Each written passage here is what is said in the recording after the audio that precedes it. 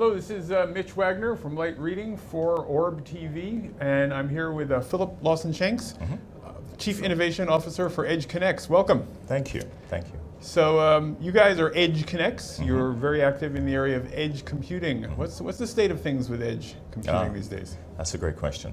And I think to answer that, I'll go back to why we started doing what we're doing.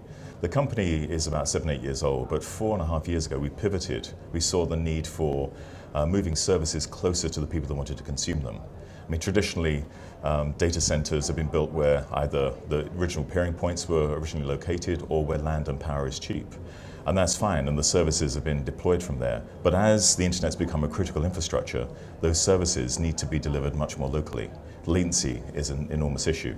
So we started building data centers in third and second tier markets to bring those services as close as possible to the people that use them, and really building the infrastructure for the edge infrastructure.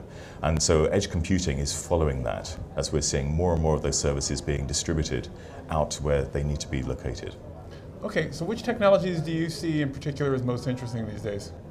So initially it was content for us and moved to peering, but I think if you start looking now, cloud is obviously well established. When the workflows have been moved to the cloud, anything that can be virtualized has been virtualized. And we're seeing more of those workflows move away from the large hubs around North America and Europe and moving closer to instances that can be spun up elastically where they need to be. But going forward, I think what's going to be interesting is as the distributed ledger systems like blockchain start to be used more and more to deliver services and guarantee services, that will be very interesting for us.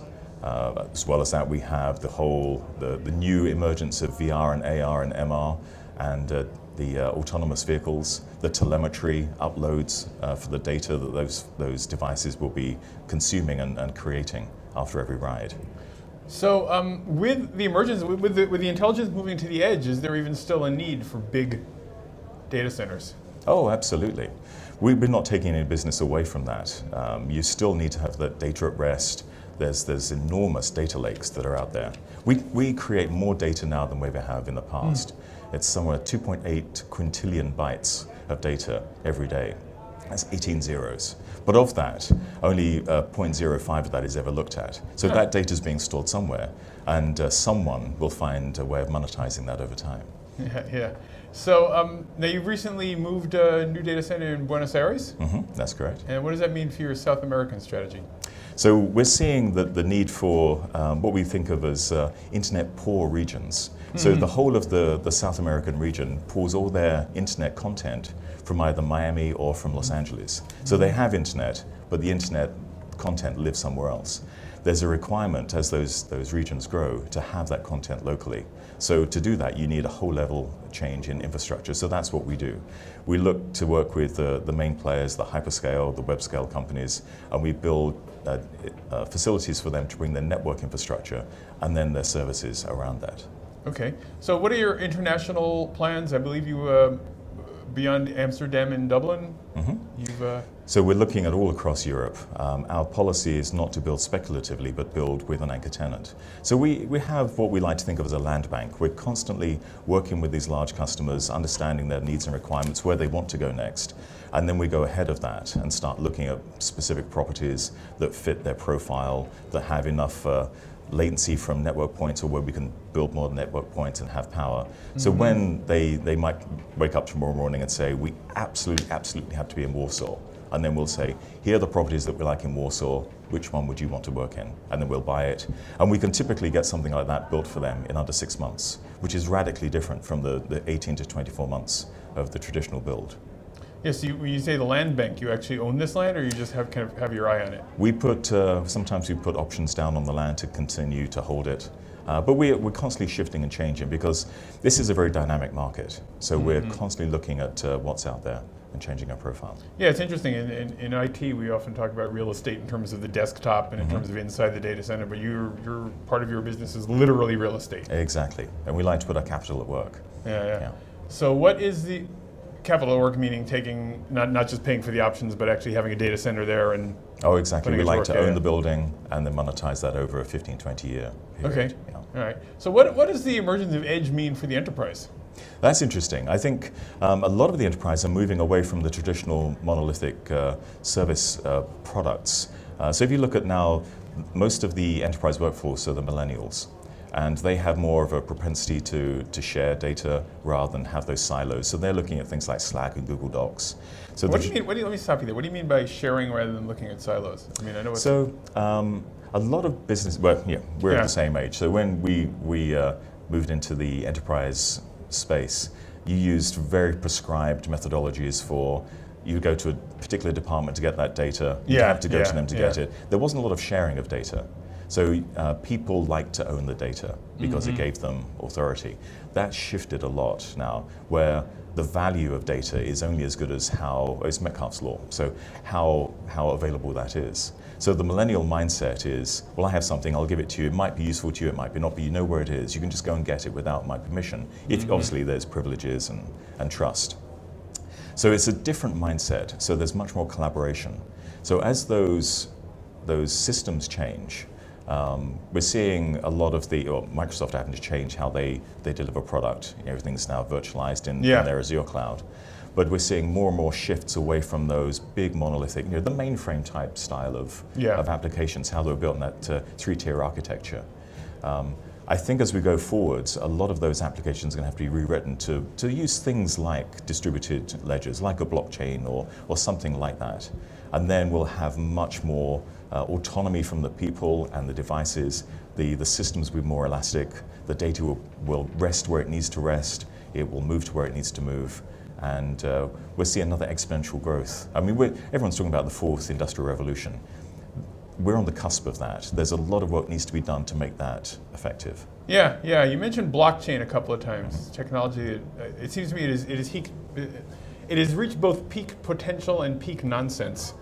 I mean, I think there's definitely a lot of potential there, but there's also like everybody who's got a dumb idea, let's just say it's blockchain and we can make some money in it. So what do you see as the potential with blockchain at this point? What's the real value there and not the nonsense? No, I think it's that distributed trust.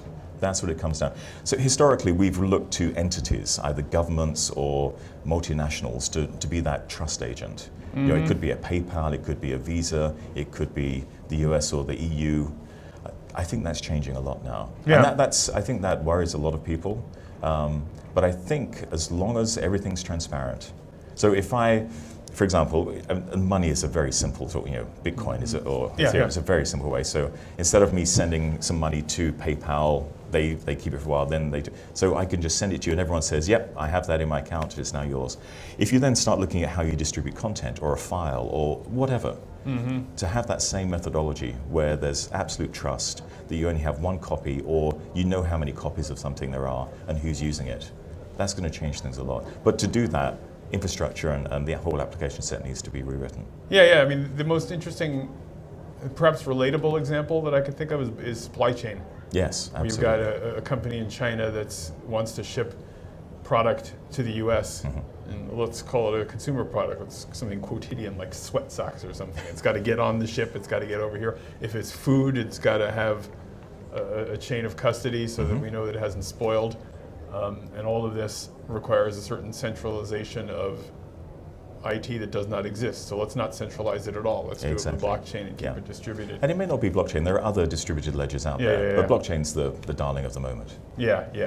And almost regretful you mentioned Bitcoin, but we've already said it. We can't take it back because Bitcoin's got a whole other layer of stuff going on with it. So what's the potential? What does that mean to your business? What does blockchain mean to your business? So we build for customers. We don't build speculatively. We build where they need something. They need infrastructure. So as more content, more services, more technology, and you talked about edge computing, as more of that moves out as close as possible to the consumer, because latency is a huge issue even today. It's not a case of just putting more glass in the ground. You have to have that content local. So as that requirement presents itself, we'll build infrastructure, the data center, the space power and cooling to facilitate that. And as that's shifting, 5G hasn't been ratified yet, and we'll hear more of that, I'm sure, here.